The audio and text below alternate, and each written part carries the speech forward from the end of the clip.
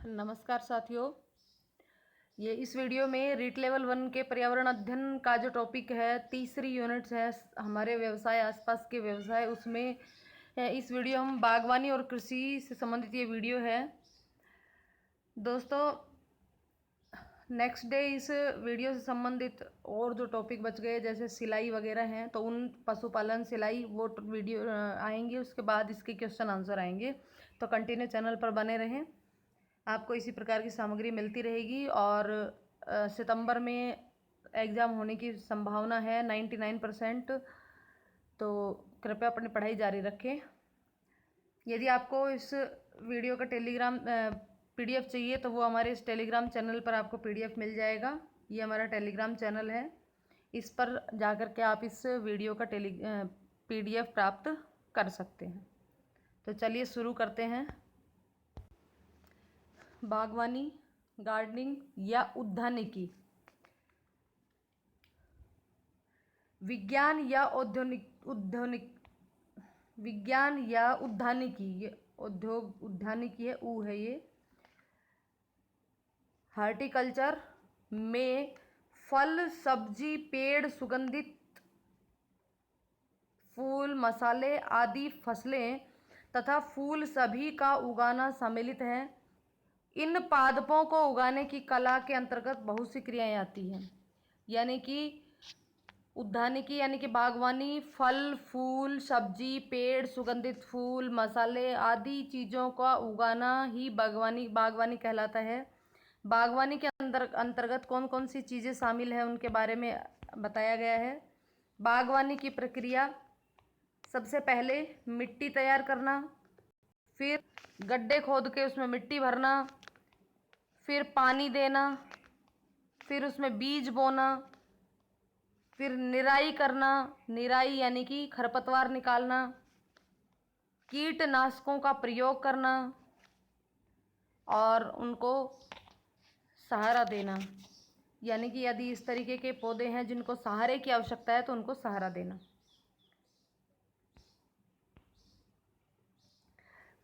जब बागवानी करते हैं तो पौधों में बहुत सारे कीड़े लग जाते हैं, उनको हटाने के लिए कुछ कीटनाशकों का प्रयोग किया जाता है, पेस्टिसाइड्स का प्रयोग किया जाता है। उनके बारे में यहाँ बताया है। सबसे पहले DDT, DDC, BHC powder, gammexane powder, Paris green आदि। डिशूटिंग क्या होता है? फलदार पौधों में उनकी मुख्य तना से 30 सेंटीमीटर ऊंचाई तक कोई भी पत्ता या शाखा नहीं रखी जाती, उसे हटा दिया जाता है ताकि मुख्य तना मजबूत बना रहे। देखिए, जब कोई फलदार पौधा होता है तो क्या किया जाता है, जो मेन उसका नीचे से जो तना होता है, उस तने को 30 सेंटीमीटर की ऊंचाई तक उसके जितनी भी टहनियाँ, शाखाएँ या पत्तियाँ होती हैं, उन सबको हटा दिया जाता है ताकि वो तना जो है वो मजबूत बने। इसको कहते हैं डिशूटिंग। उसके बाद एक होता है कलम बांधना या ड्राफ्टिंग। कलम बांधना ये भी बागवानी के अंतर्गत आता है। क्या होता है कलम बांधना? उद्यानिकी की एक तकनीक है जिसमें एक पौधे के उत्तक दूसरे पौधे के उत्तकों में प्रविष्ट कराए जाते हैं, जिससे दोनों के वाहिका उत्तक आपस में मिल जाते हैं। इस प्रकार इस विधि से अलैंगिक प्रजनन द्वारा नई नस्ल का पौधा तैयार किया जाता है।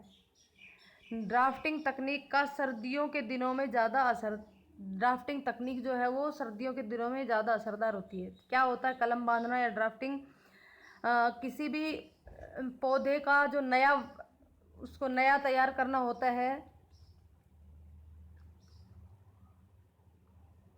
नई नस्ल तैयार करनी होती है, तो क्या करते हैं, दो अलग अलग प्रकार के पौधे लेते हैं और दोनों पौधों की टहनियों को तिरछा काट लिया जाता है और तिरछा काट करके एक पौधे की टहनी काट करके अलग कर दी जाती है और दूसरे पौधे से टहनी काट करके वो उस टहनी की जगह पर लगा करके उसको बांध दिया जाता है, तिरछा काट के दोनों को। और उसको बांधने के बाद कुछ समय बाद वो टहनी जो है उस टहनी और वो जो दोनों, एक तो दूसरे पौधे की थी और एक जो पौधा था जिसमें दूसरे पौधे की टहनी लगाई थी, जिस जगह पर लगाई जाती है उस जगह पर कोपले फूटना शुरू हो जाती हैं और वहाँ पर एक नई किस्म के पौधे का जन्म होता है। एक तरीके से उसे कहते हैं कलम बांधना। अब बागवानी की से संबंधित जो प्रक्रियाएं हैं उसमें सबसे पहले भूमि का चयन करना कि भूमि किस प्रकार की है, कहाँ पर उपयुक्त भूमि है इस बागवानी के लिए। जिस भी प्रकार की कार्य वहाँ किया जाता है उसके लिए बागवानी हेतु सर्वप्रथम यह आवश्यक है कि इस कार्य के लिए भूमि का चयन किया जाए जो उर्वरक और सुरक्षा की दृष्टि से उपजाऊ हो, उपयुक्त हो। उसके बाद भूमि का समतलीकरण करना।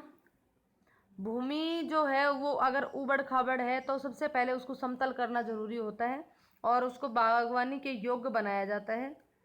उसके अंदर मोटे पत्थर, कंकड़ या फिर कोई अनुपयुक्त पदार्थ होता है उसको वहाँ से हटा करके उसको बिल्कुल प्लेन या समतल किया जाता है।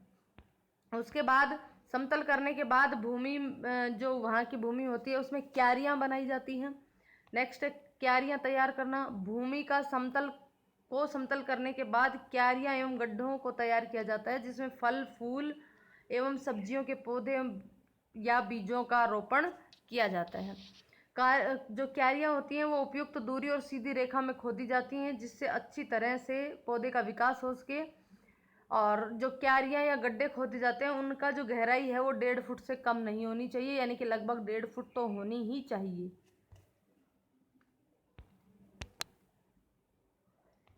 उसके बाद खाद डाला जाता है।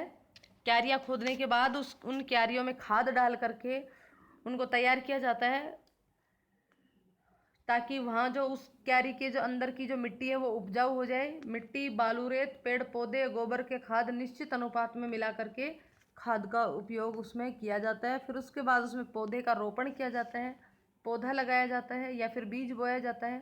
क्यारियाँ तैयार करने के 1 दिन के बाद इन क्यारियों में कलम लगाना, बीज बोना या पौधा रोपण जैसे कार्य किए जाते हैं। कलम लगानी हो तो कलम लगाई जाती है, बीज बोना हो तो बीज बोया जाता है या फिर कोई तैयार पौधा ही उसके अंदर रोपण किया जाता है। उसके बाद है निराई गुड़ाई या फिर खरपतवार निकालना।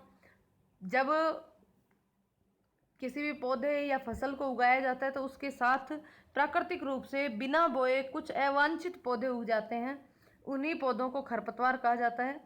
और इन खरपतवार को हटाने के लिए जो काम किया जाता है उसे कहते हैं निराई गुड़ाई। तो निराई गुड़ाई की जाती है। इस निराई गुड़ाई के कारण क्या होता है कि जो अवांछित पौधे होते हैं वो वहाँ से हट जाते हैं और जो अवांछित पौधे थे वो पहले पानी और खाद का अवशोषण करते थे वो अब अवशोषण करना बंद कर देंगे। जो ये अवांछित पौधे होते हैं ये विकास में जो मेन पौधा होता है उसके विकास में बाधा डालते तथा पानी का अवशोषण कर लेता है। निराई गुड़ाई कार्य खुरपी व फावड़ा उपकरण से किया जाता है। फिर पौधा लगा दिया, पौधे में बहुत सारे रोग लगने के चांस रहते हैं तो उन रोगों को वो रोग ना लगने पाए इसलिए कीटाणुनाशक का प्रयोग किया जाता है, पेस्टिसाइड्स का प्रयोग किया जाता है।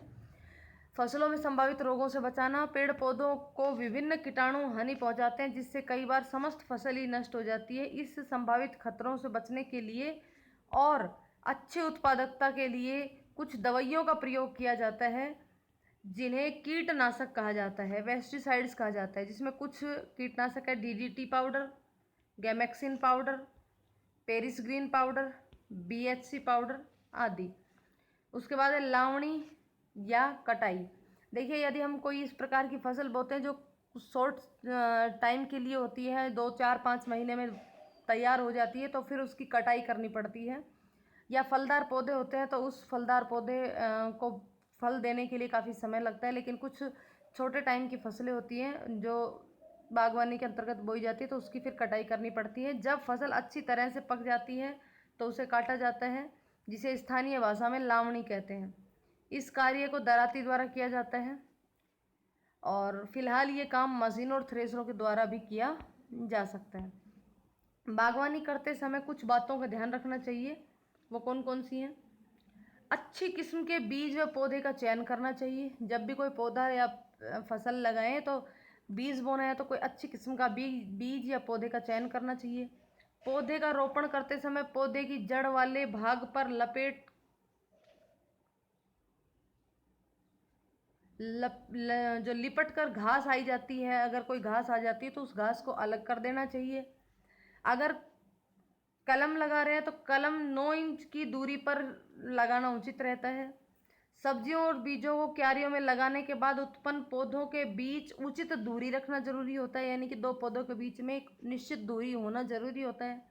निराई गुड़ाई के तत्काल बाद पौधों में पानी नहीं देना चाहिए।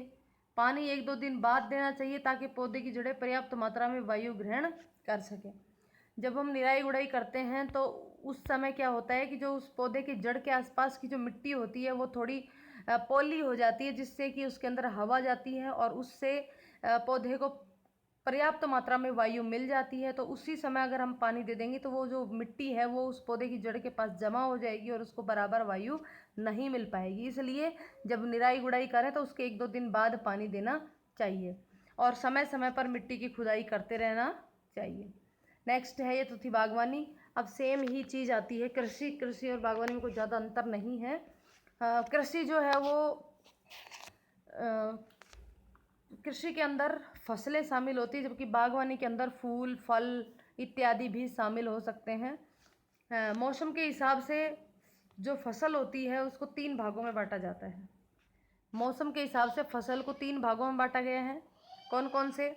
खरीफ की फसल, रबी की फसल और जायद की फसल। अब कौन सी खरीफ की फसल होती है, रबी की क्या होती है, जायद की क्या होती है, इसके बारे में देख लेते हैं। खरीफ की फसल के अंदर कौन कौन सी चीज़ें बोई जाती हैं? बाजरा,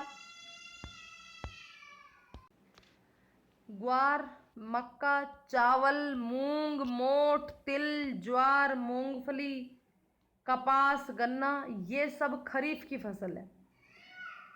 इनकी बुआई लगभग जुलाई माह में की जाती है और इनकी कटाई जो है वो अक्टूबर नवंबर माह में की जाती है। यानी कि ये सर्दियों में मोस्टली आने वाली फसल जो होती है उसको खरीफ की फसल कहते हैं। उसके बाद रबी की फसल। रबी की फसल में गेहूँ, सरसों, चुकंदर, चना, मटर, जौ आदि रबी की फसल है। इनकी बुआई जो है वो अक्टूबर नवंबर में खरीफ की फसल की कटाई के बाद होती है और इनकी की कटाई जो है वो मार्च अप्रैल के माह में होती है। उसके बाद जायद, तीसरी जो फसल है वो है जायद फसल। ये फसल रबी और खरीफ के बाद, मतलब रबी के बाद और खरीफ से पहले का जो बीच का समय बचता है उस समय में ये फसल बोई जाती है। क्योंकि इसकी रबी की जो कटाई है वो मार्च अप्रैल में हो जाती है और खरीफ की बुआई लगभग जाके जुलाई में होती है। तो ये 2 से 2.5-3 महीने का जो समय बीच में बचता है, इस समय में जो फसल उगाई जाती है उसे जायद फसल कहते हैं। इसमें फल, तरबूज, खरबूज, सब्जियां, ककड़ी आदि इसमें शामिल है। यह अप्रैल माह में बोई जाती है। अब इसमें कौन कौन से खाद और उर्वरक देने होते हैं? पौधों के लिए 16 पोषक तत्व जरूरी माने जाते हैं। कौन कौन से हैं? Carbon, hydrogen, oxygen, nitrogen, phosphorus, potassium, calcium, magnesium, manganese, तांबा, मोलिब्डेनम, जिंक, बोरोन, लोहा, सल्फर, क्लोरीन, ये तत्व हैं जो पौधों के लिए पोषक तत्व हैं। जो खाद और उर्वरक डाले जाते हैं वो इन्हीं तत्वों की पूर्ति करने के लिए डाले जाते हैं। खाद एक कार्बनिक जैविक पदार्थ होता है। यह पौधे और जंतुओं के अपशिष्ट से प्राप्त होता है। अच्छी फसल के लिए वर्मी कंपोस्ट या केंचुए द्वारा तैयार खाद जो है वही अच्छी रहती है। उसके बाद उर्वरक क्या होते हैं? फर्टिलाइज़र। ये उर्वरक जो है ये रासायनिक पदार्थ होते हैं। ये उर्वरक से मिट्टी में नाइट्रोजन, फास्फोरस की पूर्ति होती है। Urea, ammonia, sulphate, super phosphate, potash, NPK, nitrogen, phosphorus, potassium, ये सारे उर्वरक की श्रेणी में आते हैं। उसके बाद है खरपतवार। क्या होती है? फसलों के साथ जब कोई फसल बोई जाती है तो वहाँ पे प्राकृतिक रूप से अपने आप कुछ अवांछित पौधे उग जाते हैं। उन्हीं अवांछित पौधों को ही खरपतवार कहते हैं, जैसे कि गोखरू, जैथियम, गाजर घास, पाइथेरियम, मोथल, साइनस रोटेडस इत्यादि। ये जो है ये मोस्टली फसल होती है उनके साथ अपने आप उग जाते हैं। उसके बाद अब इस खरपतवार को निकालना ज़रूरी होता है, क्योंकि ये खरपतवार जो पानी दिया जाता है उस पानी को भी अवशोषित कर लेते हैं और खाद्य की मात्रा को भी अवशोषित कर लेती हैं। तो उसके बचाने के लिए इसको हटाना ज़रूरी होता है। इस खरपतवार को हटाना निराई कहलाता है। निराई गुड़ाई, खरपतवार निकालने को निराई कहते हैं। और खरपतवार निकालने से पहले बढ़िया समय, जो खरपतवार निकालने का सबसे बढ़िया समय होता है वो इस खरपतवार में बीज बनने से पहले इसको निकाल दिया जाता है। अदरवाइज अगर बीज इसमें बन गए तो वो बीज वापस उस खेत में गिर जाएंगे और वो अगले बार जब फसल उगाई जाएगी तो खरपतवार जो है वो ज़्यादा उगेगी। खरपतवार हटाने का जो काम है वो खुरपी और हैरों से किया जाता है।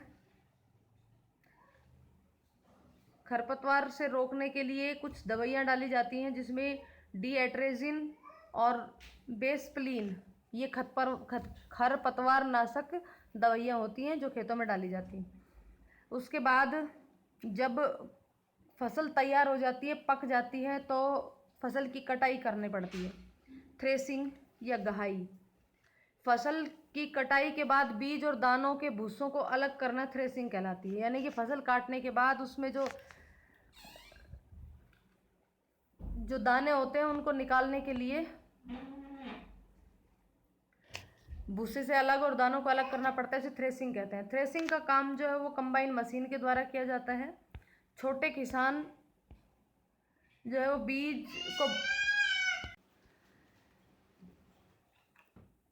बीजों को भूसे से अलग करने के लिए जो छोटे किसान होते हैं वो विनोइंग मशीन का प्रयोग करते हैं। अब फसल, ये हमने मोटी मोटी बातें बता दी हैं। अब फसल के जो प्रमुख चरण होते हैं, मतलब बोने से लेकर के और फसल तैयार होने तक के जो चरण होते हैं वो चरण हमने यहाँ पे लिख दिए हैं। उन चरणों में मैं मोटा मोटा बता देती हूँ। सबसे पहले मिट्टी तैयार करना या जुताई करना, ये बता दिया था, सारी चीज़ें बता चुकी हूँ, लेकिन इसको एक बार मोटे तौर पे दोबारा बता देती हूँ। सबसे पहले जब फसल को बोई जाती है तो उस समय सबसे पहले जुताई की जाती है। जो खेत पड़े हुए होते हैं उसकी मिट्टी को उथल पुथल करके उसको पोला किया जाता है, ताकि उसके अंदर बराबर मात्रा में हवा अंदर तक पहुँच जाए, उसे कहते हैं जुताई करना। फिर उसके बाद बीजों की बुआई करना। जब मिट्टी उथल पुथल कर दी जाती है, मिट्टी पोली हो गई, अब क्या करते हैं, उसके अंदर बीजों की बुआई की जाती है। बुआई करने के बाद तीसरा काम है पाटा चलाना। पाटा चलाना मतलब उसमें जब बुआई करते हैं तो मिट्टी के जो मोटे मोटे ढेले आ जाते हैं उन ढेलों को तोड़ करके उनको बारीक किया जाता है, और जो बीज डाले जाते हैं उनको मिट्टी से थोड़ा दबा दिया जाता है, हल्का हल्का, इसे कहते हैं पाटा चलाना। फिर जब बीज उसके अंदर चले गए तो उसके बाद उसमें खाद आदि डालने का कार्य किया जाता है, जिससे उनको अच्छे पोषक तत्व प्राप्त हो सके। उसके बाद पानी डालने का कार्य किया जाता है। पौधों को उगने के लिए, अंकुरित होने के लिए नमी की आवश्यकता होती है, पानी की आवश्यकता होती है, तो उस समय सिंचाई की जाती है।